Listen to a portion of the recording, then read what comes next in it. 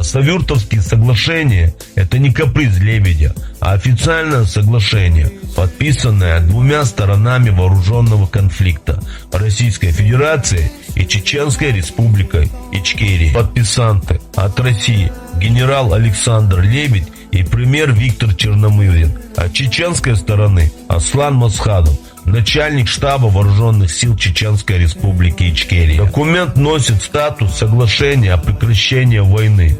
Его текст опубликован на ресурсах ООН и международных организаций как соглашение, положившее конец Первой русско-чеченской войне.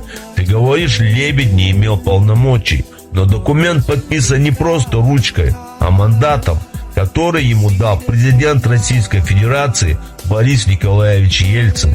И если ты считаешь, что президент России выдает мандаты на бумажке, которыми можно подтереться в сортире, тогда вопрос не к нам, а к вашему государству. 31 августа 1996 года Россия официально признала, что войну не выиграла, а чеченская сторона, что войну не проиграла. Если это всего лишь внутренний документ, то почему статус целой республики должен был решаться не в кулуарах Госдумы, а на переговорах между двумя сторонами конфликта при участии международных посредников? Ну и на последний, как говорил Захар Дудаев, независимая, суверенная, навеки вечная Чеченская Республика Ичкерия. Чечня – суверенное и независимое государство. И это не обсуждается.